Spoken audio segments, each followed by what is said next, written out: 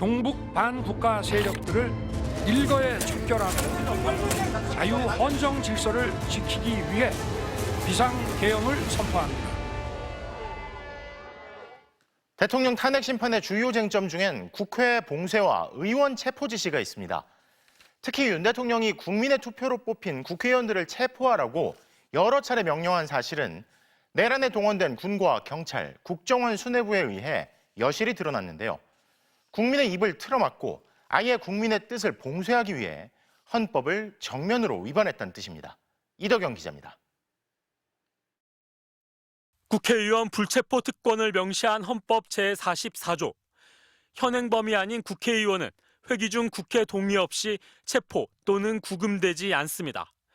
개헌법 13조에 따라 불체포 특권은 계엄 중에도 유지됩니다.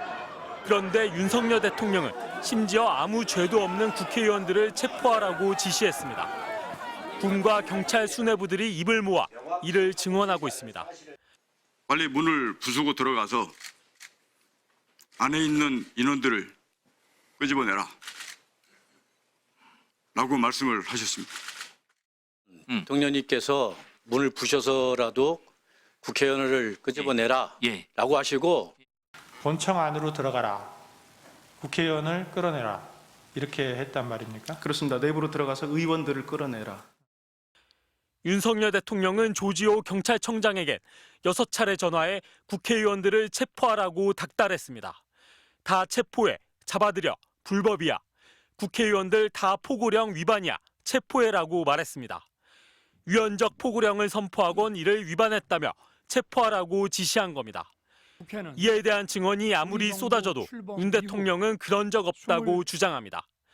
대통령이 체포 채자도 얘기한 적도 없을 뿐만 아니라 국회에 질서 유지를 위한 극소수 병력만 보냈을 뿐 체포 시도는 없었다고 부인하는 겁니다. 의원들을 체포하고 끌어내서 계엄 해제를 늦추거나 막는다 한들 온 국민과 전 세계가 지켜보고 있는데 그 다음에 뭘 어떻게 하겠습니까? 하지만 체포의 목적이 곧바로 드러났습니다. 윤석열 대통령의 마음에 안 드는 정치인들을 제거하려 했다는 증언도 나온 겁니다. 이재명, 우원식, 한동훈, 김민석, 김어준, 조국, 박찬대, 정청래, 김명수, 권순일, 김민웅.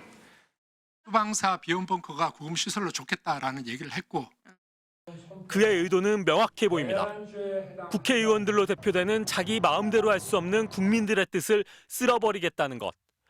권력 탈취가 목적이 아닌 반대 세력 제거가 목적인 친위 쿠데타였음을 부인하기 어렵습니다.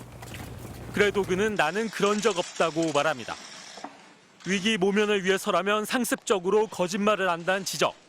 총칼로 국회의원들을 체포해 국민의 입을 막으려 했다는 의혹을 받는 대통령 윤석열. 그의 대통령 자격을 따지는 헌법재판소의 결정이 임박했습니다. MBC 뉴스 이덕영입니다.